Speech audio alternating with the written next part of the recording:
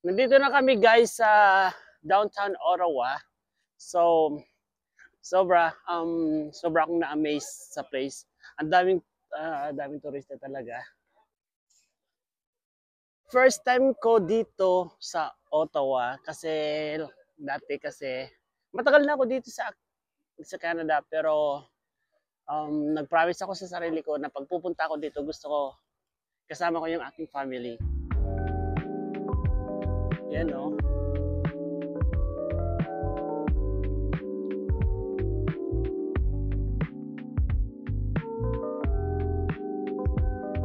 Sobrang lawak pala nito.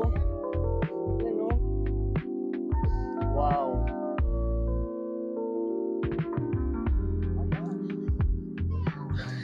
Nakakatuwa kasi pagdating dito ng bus, nagkanya-kanya na ng lakad. Hindi na namin alam kung nasaan yung iba.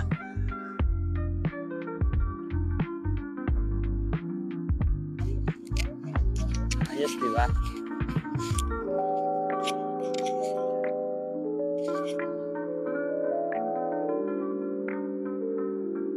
Grabe, ito pala yung sinasabi nila. Ito pala yung dinadayo. Mayroong mga food trucks doon sa park na yon. Ayun kung nakikita nyo. Kaya lang marami kaming baon. Kaya iiwasan namin bumili as much as possible. Ayan yung aking wife. Busy rin sa kanyang pag-vlog. Vlog-vlogan kunwari. Ayan, no, kanya-kanya tayong yung anak ko may hawak na camera, yung anak ko binablog din ako, yung aking wife binablog din ako. Ayan, sige. Kanya-kanya tayong camera. Ganyan ang pamilyang vlogger. Nakaganito ako guys kasi malamig talaga. Lamig na ako. Grabe. Ito na siguro. Sabi ba, agent, amin na din. Kaya huwag kayong maalig dyan, ha? Huwag kayong magulo dyan. Yeah, later. Yeah, Yeah. Grabe, ang ganda. Daming tao. Wow. Ito pala yung dinadayo talaga nila dito, yung Tulip Festival. So, tingnan natin kung anong mayroon doon, oh. Dami, oh. Let's go. Let's go, guys.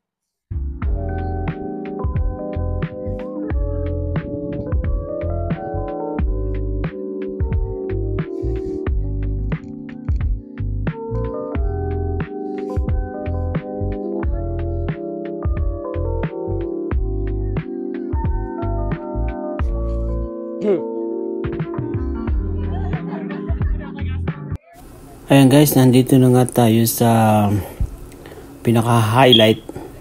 Isa sa pinaka-highlight ng aming tour. Ayan, ito yung park na pinunta namin kung saan marami ang tulip. Ayan.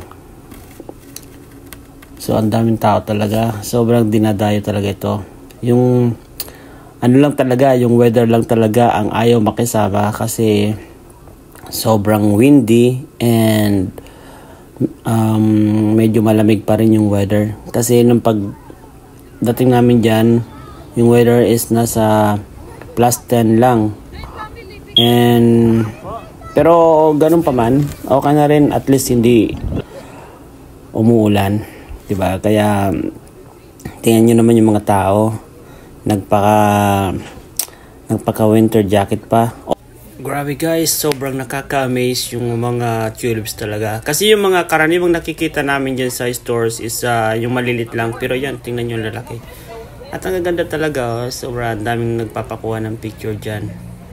Para nyo yung sinasabi ng mga tao, malamig ka lang, pero kami, turista, walang makakapigil sa amin sa pagpapakuha ng picture. Galing guys, di ba?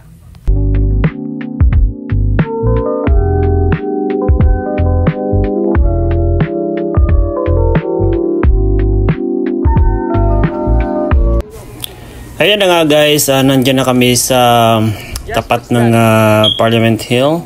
And ayan, finally napuntahan namin yung Centennial Flame, which is ito ang nagsisimbolize ng Canadian unity and national pride. And that flame was first lit in 1967 to celebrate the Canada's 100th anniversary of Confederations, and it burned continuously to represent the enduring spirit of the nation. Yan, after naming ikot-ikot doon sa may Parliament Hill, and then yan, sinamantala na rin namin yung pagkakataon na mag-ikot-ikot sa downtown Ottawa, and yun na nga, it seems na malamig kaya pinilit pa rin namin mag-enjoy, pero talagang alam mo na, lamigin na, kaya yan, bumalik na kami sa aming tour bus, and then doon na kami nagpatuloy na mag-sightseeing. Ayan, kung nakikita nyo naman, umaandar na yung bus namin, kaya ayan, ganun pa man, sobrang nag-enjoy pa rin kami kahit papano. Ayan o, paliko na kami dyan sa may park na yan. Yan na yung time na naghahanap na kami ng aming kakainan. At sa pagkakataong ito ay may surprise na in-announce yung aming tour guide. So bali dumaan kami dito sa Big Apple Farm, kung saan diyan ka makakabili ng iba't ibang klase ng apple pie. Pero sa aming case is kinuha namin yung original apple pie para safe, kasi nga yung aming anak is sobrang may severe peanut allergy, mahirap na guys. Pero syempre, mayroon pa naman kaming dalang ipipin, pero para safe nga, yan ang binili namin. And habang kung kayo may mga kasama bata, habang nandyan, pwede nyong ikot-ikot dyan or dalhin sa tiny park. Mayroong mga rides for bata. Ayan. Yan lang, na-share ko lang. And overall, sa aming tour sa Ottawa, sa aming, tulad namin, first timer, sobrang nag-enjoy. Sulit na sulit yung $110 per head. Kaya, yan, sa mga nagbabalak, pumunta ng Ottawa, punta na kayo guys. Okay, bye-bye.